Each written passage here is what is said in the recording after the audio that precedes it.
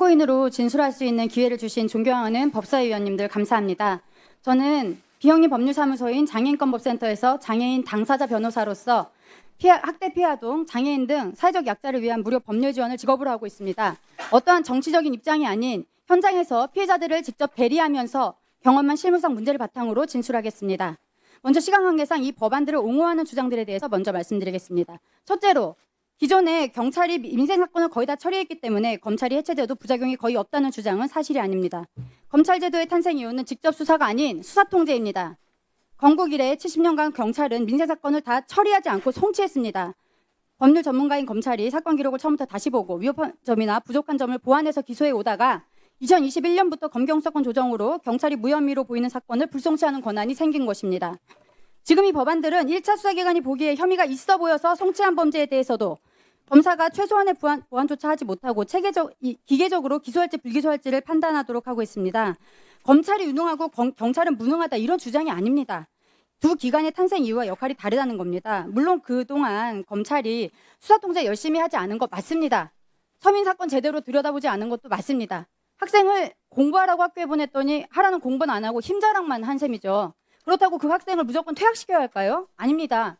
힘자랑을 못하게 직접 인재수사권을 뺏고 본래 검찰 제도의 존재 이유인 수사통제를 충실히 하도록 하면 됩니다.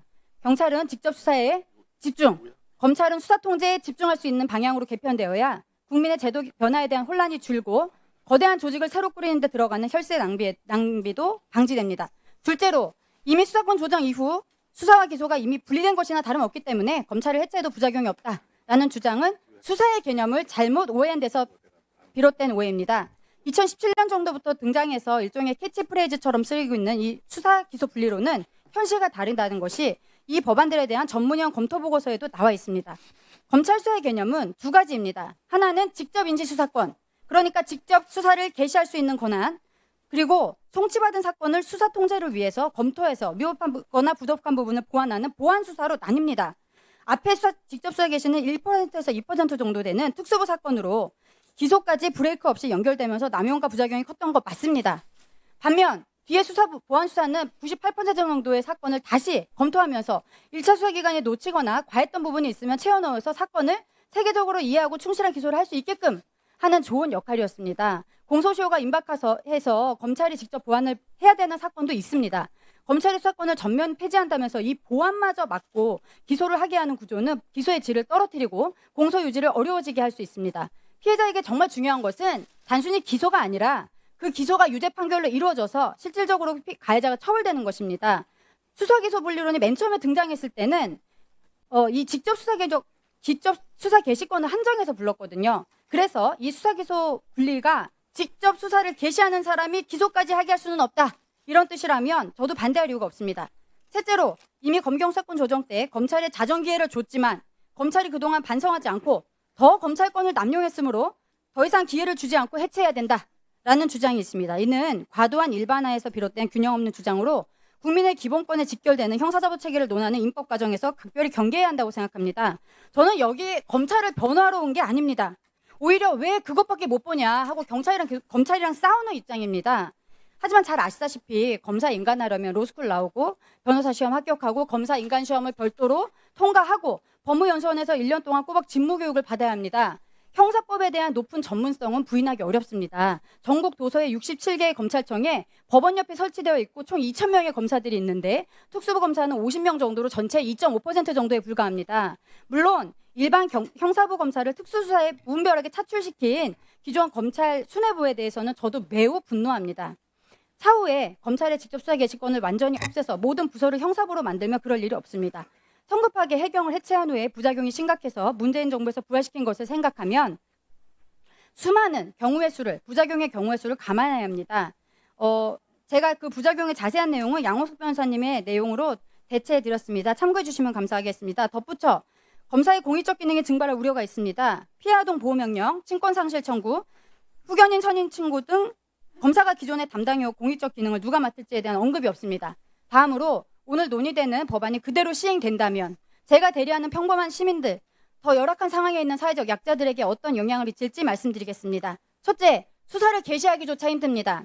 중수청이 신설되며 경찰과 서로 경쟁해서 수사의 개시가 쉬워질 것이라는 예측은 인간의 본성, 더 정확히는 직장인의 생리에 반하는 주장입니다. 일부 주목을 받거나 승진 기회가 있는 주요 사건이 아닌 평범한 사람들의 별로 심하지 않은 피해 사건의 경우에는 타기간도 가날 가능성이 있을 경우에 서로 미루며 개시하지 않습니다. 국수위는 불송치 결정에 대해 위법 부당하다고 생각하면 다른 수사기관에 이첩하도록 되고 있는데 이렇게 되는 동안 핵심 증거가 없어지거나 중요 참고인이 도망갈 가능성을 배제할 수 없습니다. 둘째로 거대한 1차 수사권이 탄생하는데 오히려 수사 통제가 형해화됩니다. 수사 통제라는 것은 잘 수사해라 이런 잔소리나 징계하겠다 이런 으름장이 아니라 실제 그 내용을 처음부터 다시 읽고 이해해서 잘못된 부분을 그 권한으로 바꿀 수 있는 내용 통제를 말합니다. 중수청 내용을 보면 이의 신청을 통한 수사 통제만 가능한데 고소 고발인이 없는 사건은 이의 신청이 불가능하죠. 고소 고발은 수사 단서, 그러니까 입건 경로의 일부일 뿐입니다. 70% 정도가 112 신고로 입건됩니다. 풍문이나 소문으로 들어온 사건도 생각보다 수사해보면 심각한 경우도 많습니다. 셋째, 수사 절차가 예측 불가능할 정도로 복잡해져서 평범한 서민들의 법률 비용을 폭증시킬 우려가 있습니다. 쉬운 예로 이의 신청을 들어보겠습니다. 현재는 경찰의 불송치 결정에 대해 고소인이 이의 신청을 하면 사건이 검찰에 송치되어 검찰이 보완해보고 유죄 증거가 확보되면 기소하면 됩니다. 그런데 지금 중수청법 30조 이 복잡한 내용을 최대한 선회하면 이렇습니다. 불송치 결정을 지역 중수청에 이의 신청하고 불복하면 중수청에 이의 신청했다가 기각당하면 수사심의위원회에 이의 신청하고 또 기각당하면 국가수사심의위원회에 이의 신청하도록 하고 있습니다. 외형상 불복 정차는 마련되어 있지만 실질적으로는 반복 심사만 이루어지는 구조가 되어 피해자에게 오히려 기약을 알 수 없으면서 돈이 많이 드는 희망 고문이 될 수 있습니다. 이런 경험이 사회적으로 반복되면 사람들 사이에서는 불송치되면 끝이구나 라는 인식이 생길 가능성이 있습니다. 존경하는 대통령께서 기자회견에서 법은 마지막 믿음이자 최후의 보루라고 하셨습니다. 만약 이 법안들이 이대로 통과되면 제가 지원하는 분들, 그분들은 그 최후의 보루를 잃게 됩니다. 검찰이 서민을 위한 최후의 보루라는 그런 말이 아닙니다.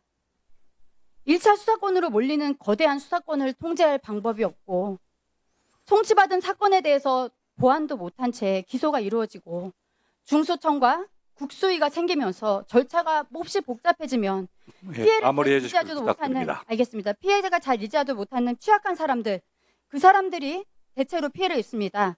형사사법 체계는 그 사람들이 당할 억울함을 어떻게 풀어줄지를 담아야 합니다. 그래서 이 피해자들의 고통에 대해서 만약에 다른 취지로 운영됐을 때 피해자가 입을 고통에 대해서 국회가 책임지겠다라는 확답을 전제로 추진되어야 할 것입니다. 감사합니다.